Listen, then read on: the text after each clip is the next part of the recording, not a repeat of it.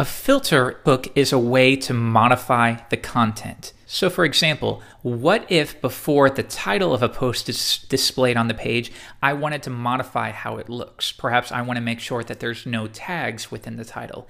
That's common. People will add additional, maybe a small tag, maybe a span tag, and you don't want to display that because it could mess with the layout of your web page. So you could add a filter that would strip all of those tags. Or what if you wanted the first letter of each word in your title to be capitalized? Again, this could be done with filter hooks.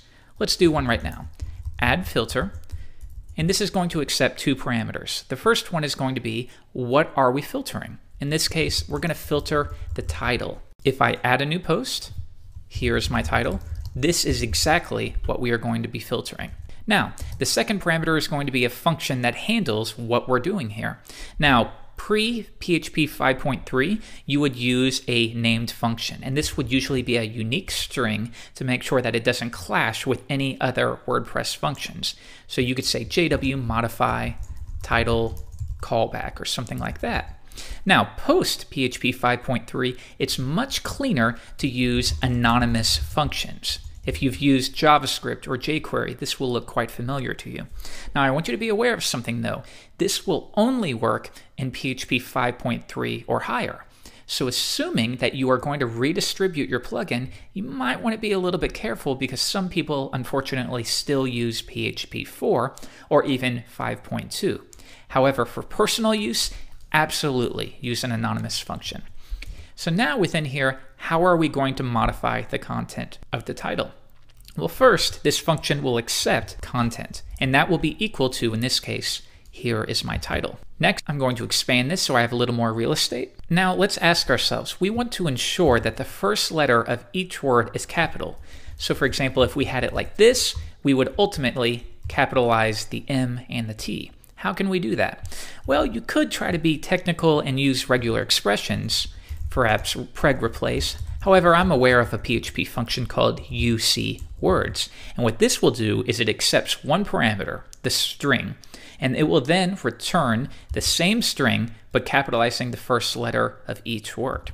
Now, we could do something like this, UC_words content, and then make sure we return that. However, in this case, this is overkill. Instead, we can simply run the title through UC_words. This will receive whatever is passed, and it'll automatically return it. So let's save that as it is and see if it worked. Here's my title, save it, and I'm going to preview this, and sure enough, can you see that it is capital no matter what we do? Save it. And because we applied a filter that modified the content, it updates that when the page loads. Let's take a look at another common filter, and this is where we will modify the content, or what is added to the editor text area. We'll add another filter, and this time the content that we're modifying is actually called the content. If you've built a WordPress theme before, the title and the content will make sense to you. We'll pass an anonymous function and make sure that it receives the content. And now we want to perhaps add a byline at the very end or something to show that we are adding information. In this case, why don't we return the content, and we'll also add a space and something a bit generic, maybe a timestamp. What we're doing here is we're taking the existing content and then we are returning that content, but we're also going to add a timestamp at the very end. Let's see if that worked. Save this, and here is my blog posting. And let's see what happens if I refresh the page. Sure enough, at the very bottom, we have a timestamp. This is used commonly, perhaps in RSS feeds, to add a byline at the very end. Detect whether it's an RSS feed that's being displayed, and if so, display the author's name at the bottom. Filtering the content is really common. In the next lesson, I'm going to teach you about actions and how those are different from filter hooks.